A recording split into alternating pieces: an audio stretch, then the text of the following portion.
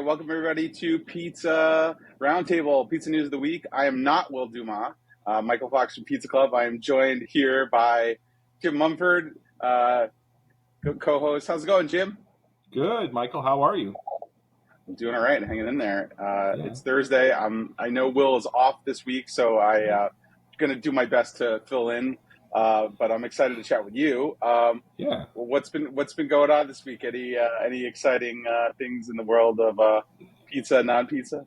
You know, I've been trying out my new my pizza cooker. I'll demonstrate that next week. I'm not quite ready for prime time, but had a lot of fun with that. Not really. No, it's been good. Life has been good here in Michigan. How about you? How's New York? How's the weather? How's pizza? New York is good. It's like surprisingly got really hot this week here, so it just seemed like everybody's eating pizzas outdoors. I actually saw a pizza truck in a huge line this week for a promotional pizza stunt. I think it was by Coinbase giving out free pizzas in New York. So I posted some stuff on that a little bit, but just all of a sudden everybody's outside, so it's kind of cool. You know, summer's coming, right? People eating outside, and I think we'll talk about why Coinbase was doing what they were doing here a little bit tonight. Absolutely, yeah, that was a little bit of a tease. So let's just jump right in, yeah. Oh yeah, the spicy one that everyone's talking about all week. Yeah, let's do it. Yeah, this is going to be good because I think this is. And by the way, I just want to say, like a lot of people that we've chatted with in Pizza Club are in this article, which is kind of cool to see everybody in one place. Let me share the article on screen here, but so if for those who haven't been paying attention, there's been a bit of a, I guess you could say, a bit of a. There's been a bit. We will get to this one later. This is a really good one. This is not what we're doing right now. What we want to talk about is actually this one about New Haven pizza. I guess you would say pizza wars, pizza kerfuffle. Pizza wars, yeah. East Coast, West Coast, rap battles, and now pizza battles, right? Yeah, and we don't even have to change coast for this one. So is New Haven the pizza capital of the U.S.? They're out of their minds. From the New York Times, a congresswoman from Connecticut declared New Haven the city with the best pizza in the country, quote, on the House floor. New York City would like a word. So this article actually quotes Sal from Lucia's in New York. Brooklyn Sheepshead Bay now opened the second location in Manhattan. He said that when a New York Times reporter called to inform him that a member of Congress pledged to declare New Haven, Connecticut, and not New York City the pizza capital of the United States on the House floor, Mr. Carlito's response was swift. Quote, "This has to be a prank call," he said, insisting twice. And then, of course, Frank from Mobs 2 said, "Oh no," in Manhattan. He said that when he learned of the effort, no way, they're out of their minds. But in fact, Representative Rosa DeLauro of Connecticut on Wednesday read a statement into the congressional record that declared New Haven to have the, quote, best pizza in the country, end quote. She said in a news release earlier this week, quote, "It's not even close." I mean, this is, these are fighting words, I'm sure, for everybody involved. I want to hear your take because I have so many thoughts here, but this is a bold move. This is bold move, and I respect being bold. Or say the amount of people who sent this to me. My mom sent this to me, right? Everybody sent this. Like, what do you think? And listen, I'm impartial. I'm a Midwestern boy, right?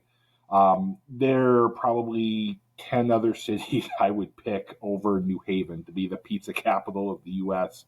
And New York is, right? It's I don't even think it's opinion, it's a fact. Where you've talked about here, you can walk in a couple square blocks and get 6-7 different styles of pizza that are on the 100 best pizzas in the world, right?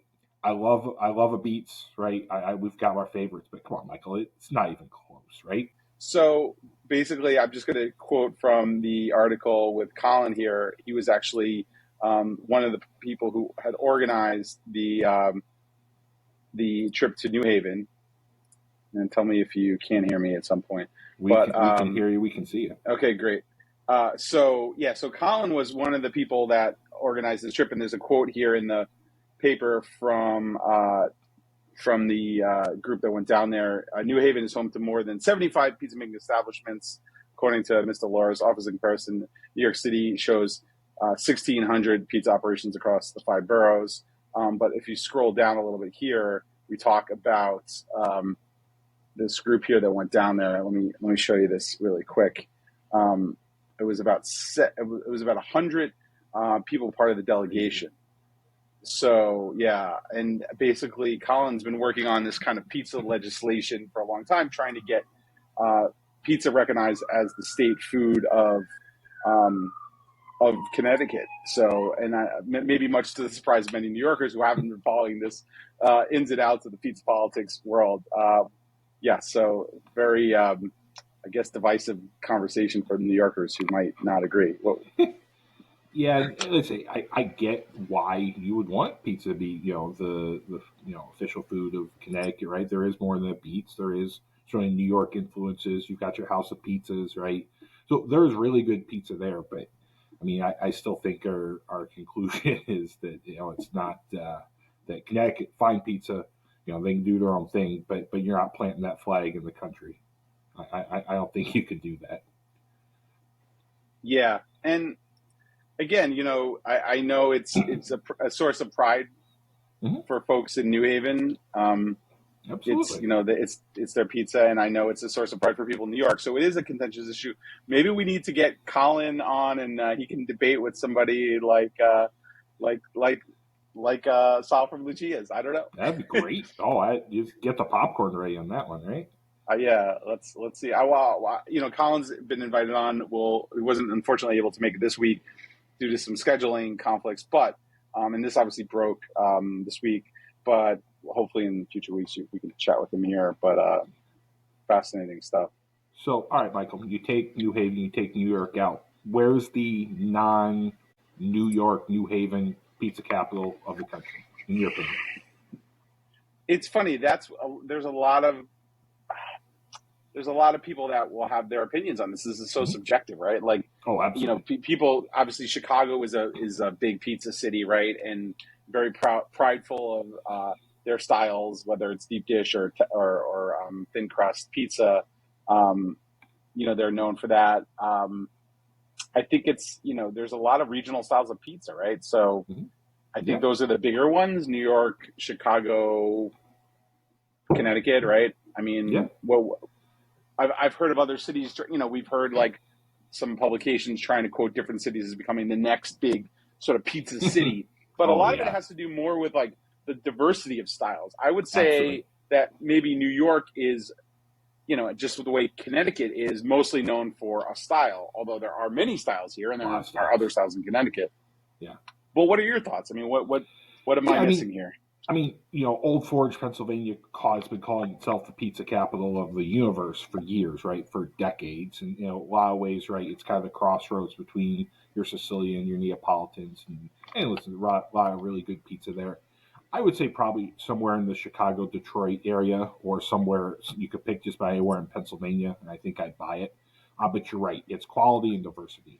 And that's where I think New York just blows them both out of the water in that. But I saw, I think it was Arthur said, well, what about Old Forge? You have to take the sign down now, right? You drive into out of town, pizza capital of the world, Scranton, Pennsylvania. And so I thought that was funny. And listen, as long as people are eating pizza, I'm not going to get in the mill. Right, exactly. I mean, it's look, it's always going to be a source of pride, right, for anybody who's who has a regional style that they grew up with and they care about, and for many people didn't realize there were other ways until they grew up, right? Like if you're from New York, you knew New York pizza. Like Sal, I'm sure, didn't know of another pizza. Frank barely knew of. He mentioned in the article he had New Haven like once or something. So I can understand the sense of pride that comes attached to that style. I mean, it really sounds like someone should write a book about all the regional styles to educate America on all the different variants out there. Just if you know someone, let us know, because I mean, if you know a guy, that would be the time to tell us. Now would be the time, maybe soon. So let me ask you this, Michael: what's the craziest thing you've ever done for a pizza? Have you ever called maybe for a pizza for delivery, or perhaps the authorities for a pizza? I've never done that, but I think that is, I think one of the craziest things I've done for pizza is a little weird. I ordered pizza at a pizza festival. I know it's insane, but it happened. I mean, I didn't really order it. Somebody brought it, but there was already more than enough pizza there. And it was, so that's kind of the story. I'm going to go with craziest thing. Like, why would you do that? Nobody normal would do that, but I did that. So, well, I mean, what about you? Craziest thing I've done for pizza. I did a cross-country road trip for pizza, so I think that was pretty crazy, right? A 3-day trip hitting like 14 different spots. I don't think it gets much crazier than that. That's pretty crazy. I think when you get to travel for pizza, that is a special idea. So speaking of which, why don't you tell us about this next article, Jim? Yeah, I again, game respect game here. So apparently down in Nassau County, boy was a little hungry and he called 911 to ask for a pepperoni pizza. That's not the best part. The best part is they still brought him one. So, it goes on to say, a 5-year-old dialed 911 because he was hungry, wanted a pizza. And while I'm sure he was coached on the matter, you know what? They came through, and Domino's, of course it was Domino's, right? I mean, who else would it be? They said, you know what? We're going to get this kid a pie, so he's going to learn his lesson with a meal. Michael, I mean, this is great, right? This is, you teach a lesson, you don't yell at the kid, and again, a Domino's at the top of a PR stunt. Who would have thought? Sure. I mean, this is kind of crazy. I don't. Oh yeah. What is the lesson learned though? That it's you shouldn't call 911. I guess like that's what this is not the appropriate channel to order a pizza. Use, but yeah, I see what you're saying. You might have some positive, positive reinforcement of bad behaviors or something, but I don't know. I'm sure, right? It got picked up. It got picked up nationally. So don't call 911 unless it's emergency. I don't think they said Domino's, you have a free emergency pizza, but I don't think this is what they meant. I think you make a good point. They did call that. I wonder if this is a bit of a backfire on that marketing messaging. Maybe, yeah. Well, it still got them like $11 million, so I think they'll take one L in the sea of wins. Okay, all right. Well, we'll mark it up as lesson learned. I don't know, it's all marketing. That's the way I look at it, right? No matter what it is, it's all marketing. Good news or bad news, or not. Yeah, exactly. Or indifferent. I don't know. Why don't we move on to this next article here? This comes to us from a crowd favorite, Sora News 24. Absolutely. I don't know if you read it every morning. Every morning. Yes. No. This is a publication that does pop in here and has some really interesting pizza articles. Yeah. Yeah. And speaking of Domino's, they're courting controversy by releasing a pineapple crust pizza in Japan, Jim. I don't know if you've heard, but people are making their opinions known at the Pineapple X Pizza Yes or No General Elections 2024. We don't usually talk about politics on the Pizza Club, but apparently we are today. Domino's is the leading pizza chain in terms of sales and locations in Japan.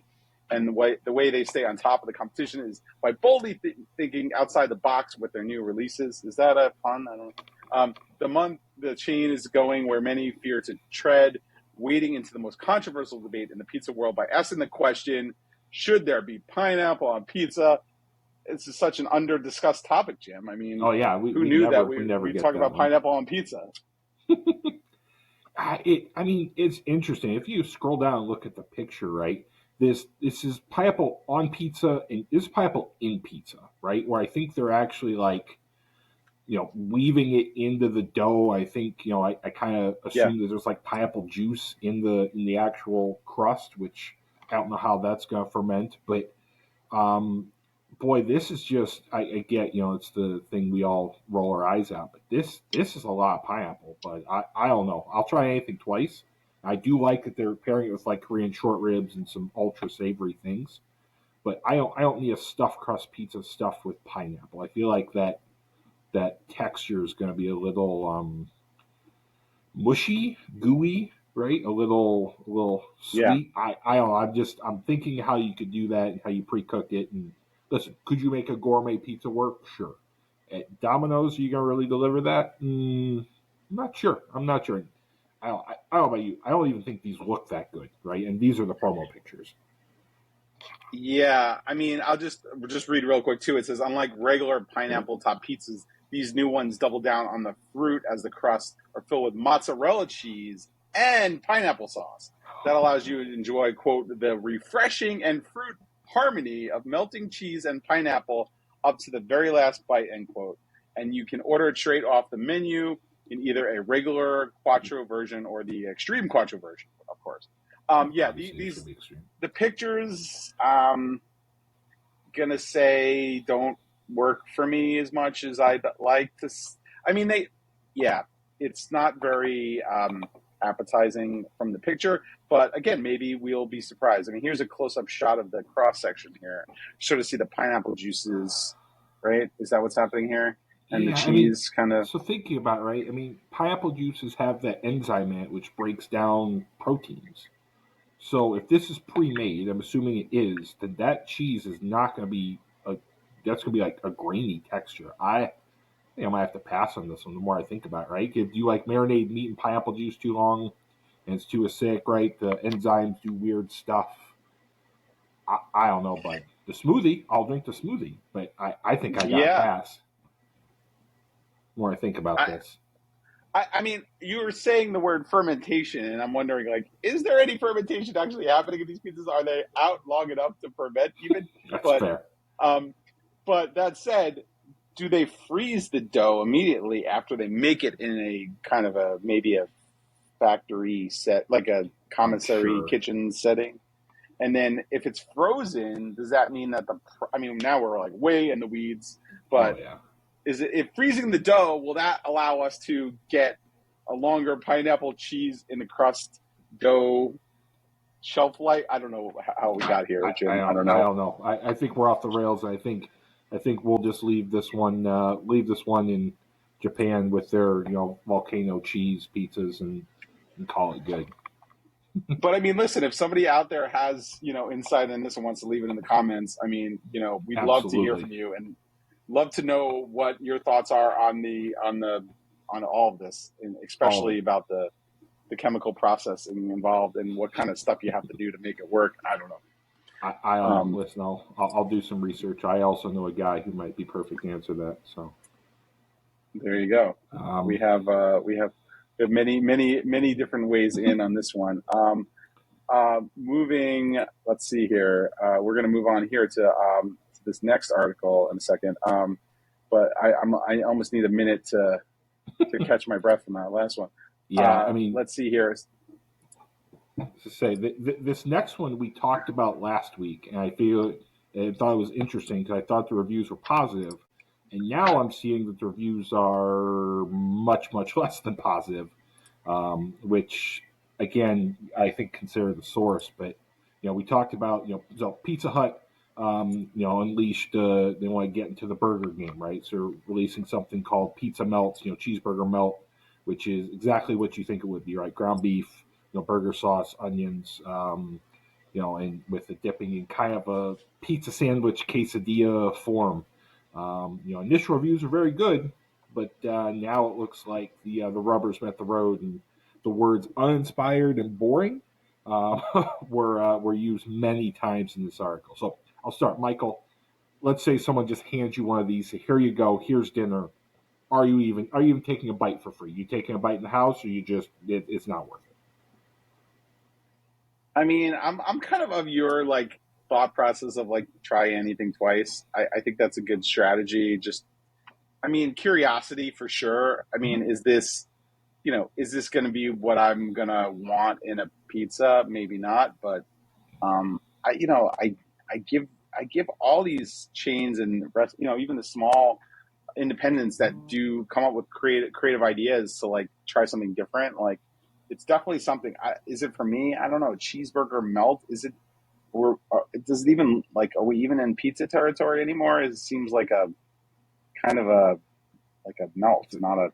It's a melt. Am I It's a wrong? quesadilla. No, you're not. I mean, this isn't pizza, right? Sorry to burst the bubble. And listen, Yeah, if Christy made something like this, I'd eat it all day, right? If someone had the of course. finesse and but you know that this was made frozen, right? And it's being probably, I hope not microwaved, but it's definitely being quickly come back to life. Um, but I mean, toppings: applewood smoked bacon, onions, mozzarella, cheddar. Those are all good things, right? But when you hear uninspired and boring, I'm sure it's probably just greasy, processed, and I don't know.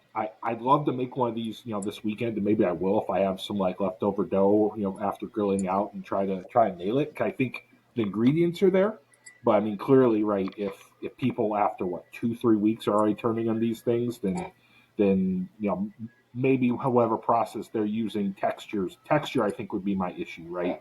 Is are you really getting crisp on the outside? Are you gooey? Are you gummy? So I think this could be nailed. I like the idea, but sorry, Pizza Hut. It looks like you struck out on this one. Yeah, I hate to say this, but like if maybe it was a cheeseburger pizza, we could talk about. But this has just become a melt. So Yeah, I'm gonna say not that I'm looking for a cheeseburger pizza, but we're out of pizza territory now. We've left Pizza Town. We're somewhere else. So yeah, agreed. I'm gonna pass. Well, But what maybe can you do? getting back to Pizza Town, one of the underrated pizza towns, Akron. You ever been to Akron? I've never A big been. stinter? Have No. you? I have, and I've Okay. actually been to this very festival. So, All right. went for the inaugural one. So, for those who don't know, in Akron, which is kind of outside Cleveland, throws a banger of a pizza festival. You've got people from hundreds of miles around doing kind of your Ohio style, your Cleveland style, your Old Forge, your trays. A really cool event. And actually, so the article goes on to read from Cleveland.com, perfect source for this. They've moved from a 1 day event to a 2 day event. And not only that, but they are, it was 3 days, it was too long. They went to 1 day, and now they kind of found that Goldilocks of a 1 day event over Labor Day. So, Michael, you've been to a lot of pizza festivals. You've been to good ones, you've been to bad ones, I'm sure. What makes a good pizza festival to Michael? We'll just start there. Well, I think look, everyone can have their own 2 cents on this, but I guess for me, it's really about what the quality of the pizza is number one. Like, Right. who are you inviting to the festival? And pizza festival production is complicated. It's Very. to deliver a product that's like edible and not you really have to think through all these steps. And I seen a lot of hard work, and people have struggles and failures along the way and learnings, but it's tough. It's really tough to do, and some people just kind of dial it in too. I guess they just show up with um, Fox, So there's all kinds of different ways. But if you're actually going to make the pizza on site, that is it's a complicated dance for sure. And Dance is right. The worst one I remember. The Taste of Chicago, the very famous pizza, festival, has a ton of pizza, and it's all terrible. Right? Great pizzerias, because you're right. If you're not making it on site, you're basically reheating it, and then you do it in hot summer, and how you chilling it. You're right. It's a dance, and it's certainly tricky. But cool. Like I say, the Akron Pizza Fest, went to the first one. I think it's cool, right? It's very family friendly. Tons of music, tons of acts. It's more than just pizza. It's definitely like it's their city festival, which I think is cool. Right. So if you're in the area, definitely check it out. This is why I first had Old Forge Pizza, and some of the other kind of Sicilian variants. So cool place. But you're right, pizza festivals, the ceiling is high, but boy, that floor can be really low too. Yeah. Well, I'm curious. Are you planning on hitting any pizza festivals? Speaking of, or this one, or any others coming up? Uh, Is this if I can swing this on your one, I radar? may. Certainly Chicago. The Taste of Chicago is not the time to try it all, but a lot of the places have like after parties and small satellite ones. Those are really fun. I'll certainly do that in my area. And then Detroit has a pizza festival coming up in, I want to say, July, which is going to be incredible. But they do it right, where you go to individual restaurants. You don't all come to one place. It's kind of, everyone's got kind of like a glorified restaurant week, but they've got a map. And I think that's the way to do it, especially with a style like Detroit style pizza, which you're not going to do, in a truck if you're not equipped for that. So yes, to answer your question, pizza festivals I plan my summer around them actually. You're a smart man for that, and I'm looking forward to some pizza festivals coming up. There's always a lot of good ones, and you'll have to keep us posted on the Akron one because I think, curious to see how it goes this year. But Jim, Absolutely. switching gears here for a bit. Let's. I kind of mentioned this in the beginning. This comes to us from Coinpedia, one of the top publications in coin media. Bitcoin Pizza Day. On today, May 22nd, the entire crypto world celebrates Bitcoin Pizza Day, which remains one of the first high Bitcoin value transactions in the real world, May 22nd. So there's a story, right, of this guy who supposedly purchased 2 pizzas for 10,000 Bitcoin, and now the value of that transaction is worth almost $70,000. And as the story goes, but he only spent $41 at the time. No, it's 700 million, by the way. Like you said, but he paid 700 million for those 2 pizzas. 700 million? I thought it was 70,000. No, a Bitcoin is 1 Bitcoin is 70,000. Oh, I'm sorry. I stand corrected. 700 million.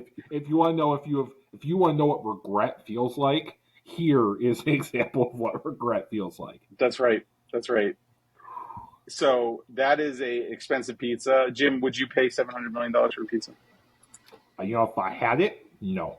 I don't think I would. I'd pay a lot for a good pizza, but boy, even $41 for 2 pizzas seems high, especially back 15 years ago. But yeah, I mean, and this is this is for crypto people, and I had asked some friends who are in crypto, like this is kind of their genesis, right? This is where they started. It's like, okay, the electrons became a real thing, so that that's one of the reasons they celebrate it. But I feel like just having a pizza party to celebrate this is kind of a kick in the nards for a guy who could have had generational wealth times 700 had he waited just 15 years and not had pizza. I mean, yeah, it's kind of a kick to Laszlo, whoever he is. But yeah, it's a kind of a crazy story. But I was mentioning yesterday but that was May 22nd. There was a promotion in the city, and they were giving out free pizza. However, there seemed to be a bit of a catch. You had to buy. Well, I think it was basically a marketing stunt. They were looking for people to set up a crypto or Bitcoin, an account with the company, right, and then spend the money from the account to buy the pizza. That seemed to be the scheme. It was a legitimate scheme, but that was how it worked, and in return you get pizza. So I guess kind of a genius way to get people to use your app, sign up for your account. I mean, so I don't know. What do you think about that? Would you wait in line to sign up for a service and then buy a pizza with your money that were from your new account that they give you maybe $5 on? Yeah, it's funny. So this is a very unintentional segue, but we're going to talk about some pizza team members. And the very end is the famous pizzeria from where I went to college, Purdue. And I very much have signed up for many credit cards, totally under my own name and address and social security number, to get that free pizza that they always offered. Totally legit every week, just a different credit card. So, listen, we've all done things for pizza, especially in our teenage years. So I don't judge anybody. You sign up, you're going to do it. Listen, it's a great marketing scheme. Hopefully the FBI isn't watching Pizza Club right now, because otherwise you might have some questioning. Allegedly. Right? Allegedly. So allegedly, can't prove it. Can't prove it innocent until proven guilty. Yes, but that is a good segue you were mentioning to outside of from our Bitcoin Pizza Day to some team members that were involved in the U.S. pizza team here. Let's bring this one up. I'll throw it to you, Jim. Yeah. I mean, this was really cool, right? I mean, the U.S. Team Pizza, competed at the World Pizza Championship. 31st edition of the Pizza Championship, held in none other than Parma, Italy, right? They're not having a New Haven, right? So take that. I don't know. I thought it was great. And just what a great, again, another banger article from PMQ. I'm sure a lot of people don't realize about these championships and kind of how low-key important they are to the industry. So if you scroll down, it talks about the 7 members of the team. And kind of talked about it was a multi-day competition, but you had the Noah Slice House in Florida, you had Niles Peacock Kitchen and Bar up in Washington, Bella Napoli Great Pie in Port Charlotte. You had the team captain Michael Lamarca of Master Pizza. And then following, Dave Summers, owner of my favorite Mad Mushroom Pizza, where they had 24-inch pizzas for like $5 or something. And I lived off of those for several years, so can't confirm it's a good pie. But it's cool. It's cool that they competed in those categories and actually got some podiums, which I think, right, considering where you are and who you're competing with, that's certainly impressive. So, Michael, did you know about these championships before this article? Because I'll be honest, I didn't. Yes, I did. Parma, Italy happens every year. It's a big one. There was definitely a lot of Pizza Club related folks that had made the trip over there. In fact, I just heard today some people coming back. So I know that who had been over there, I believe, for an extended period of time. Yes. So this is exciting, and I think I'd like to get over there one year. I think you should get over there. It's a big deal, and good for all the folks who competed, and I'm curious to get some of the recaps from everybody who was over there and what their experience was like. So, if someone drop us a line on Copping Clubhouse or whatever, I'd love to hear about it. It sounds like a wild event. Yeah, no, definitely, and I'm excited to hear about this. So we shall see. But they do this every year, so this is definitely something I'm interested in checking out in the years to come. So hope we can all get over there. Yeah, I mean, let's fire up the jet, come get everybody, and let's go, bud. I'm ready. I'm ready for it. I'm here for it. Once we get that sponsorship, maybe we can make it happen. So if anyone is watching on YouTube right now and wants to, fund the jet, Jim and I would like to talk to you. Yeah, absolutely. We'll hang on after. So we'll hold our breath until that happens, and in the meantime, talk to us about. Let's talk about Topper's Pizza. This is from Pizza Today. They announced their partnership with Charlotte-based Family as a part of commitment to open 9 new locations statewide. Fast-growing pizza concept reveals Castro Family as new owners and operating partners in Charlotte, North Carolina location. And the partnership is just one of the many to come. The brand plans to open 9 more North Carolina locations all across the franchisee group. I've never been to this particular brand, Toppers. Not sure if you have any thoughts on this, Jim. Yeah, I mean, first off, it's funny we're talking about something in Charlotte when our Charlotte-based co-host isn't with us tonight. So shout out to Will. But I'm familiar with Toppers. It's a pretty inoffensive pie, right? Toppers heavy on the toppings, and they've got they're famous for their breadsticks, and it's kind of one of those mid-tier regional chains, right? That's better than your fast food, but certainly not your bistro level. But it's interesting to see, and we talk about this a lot. Here is you're starting to see that middle tier really grow, right? You're seeing C-store pizza grow, but you're seeing these regional chains start to kind of take off again, which is interesting when the price of ingredients goes up and your pizza margins get even thinner. Yet you're starting to see some boom and maybe people are starting to come back to pizza and treat it more as kind of a value meal, especially again your fast casual chains like this. So I thought this was interesting. Less about Toppers, no offense, but just more about what this says about the industry and how it's growing and how you're kind of making a middle class of pizzas kind of returning.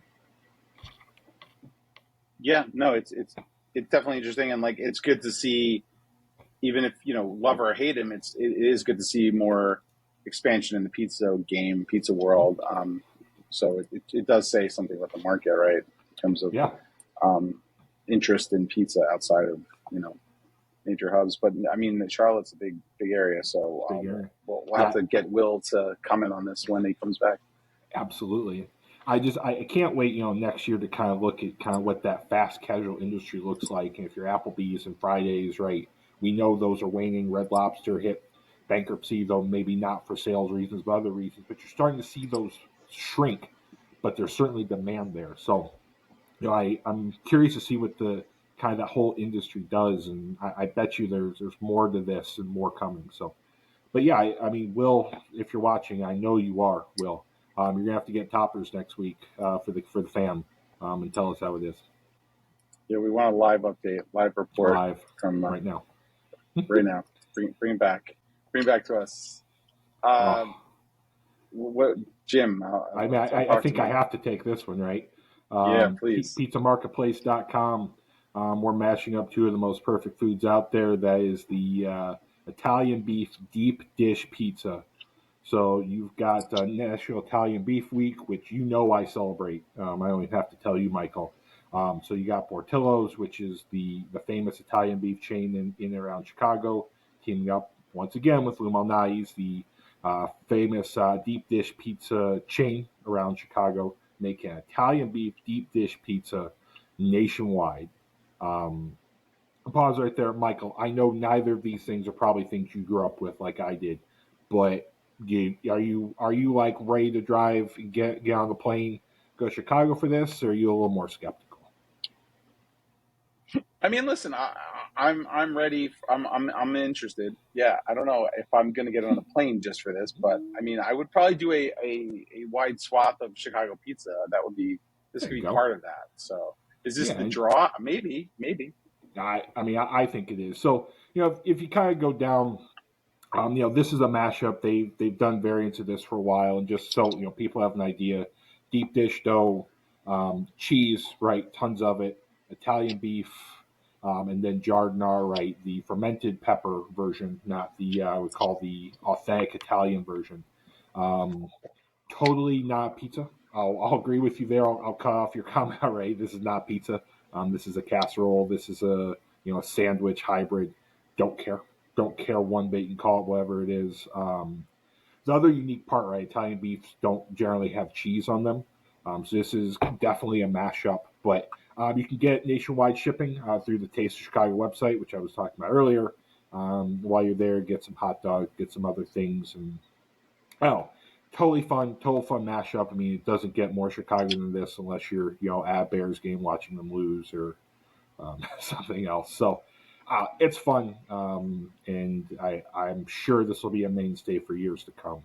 Because listen, all my Chicago friends, we roll your eyes. You don't really get deep dish unless someone's in town. They all got this, right? They made sure this was on the menu this week. I love it. Well, I mean, the good news is, as you mentioned, it's going to be available on their mail order website, so you don't even need to go to Chicago, right? So you can get this shipped to you anywhere in the world or country, at least. Yeah. So, or hopefully will be. So hopefully. So, Michael, have you ever had an Italian beef? Let me ask you that. Yes, I have. Good. I don't think it was in Chicago though, but I believe it was in New York. So yeah, I have. There used to be a Chicago. There was a guy from Chicago who opened up a spot in New York for a minute. Had since closed. He was doing Italian beef and hot dogs.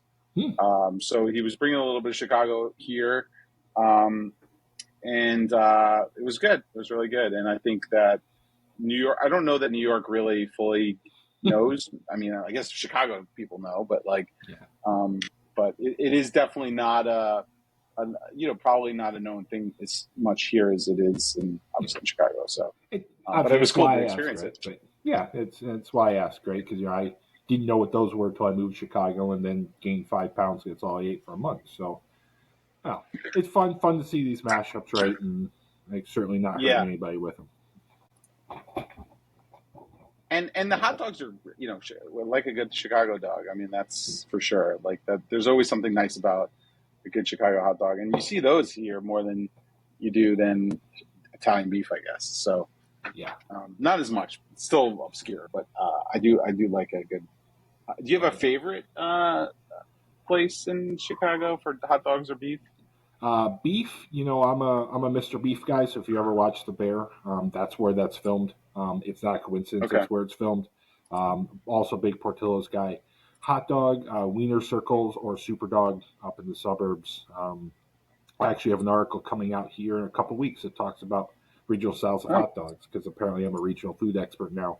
But it was fun diving in because there's even variants in Chicago dogs and what they look like. But no, I'm definitely as much as a Chicago boy as I am. Everyone's got their favorite beef joint, and you've got your chains and your mids. But it's fine when you come visit us in Chicago. I'll take you to all the beef. You're going to gain 10 pounds, so just make sure you pack stretchy clothes because we're going to go hard to the paint. That's all I promise you. I'm ready, and vice versa when you come here. So be prepared. Deal. And by the way, in the after show on Clubhouse, we can talk about the chocolate milkshake from Wiener Circle. That's in the adult room. So, but we have one more article we're going to actually get to before we close out here.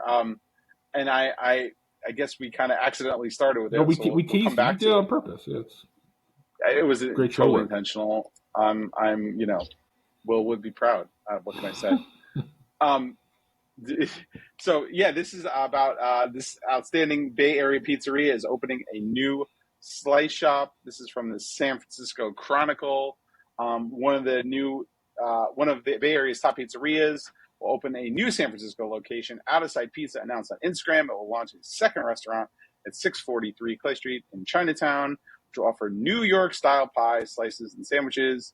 Co-owner chef Eric Ellerhurst said the new location will offer a similar experience and menu as the original in the Tenderloin, but fans and customers can expect pies drawing inspirations from Chinatown tables like dim sum, Peking duck.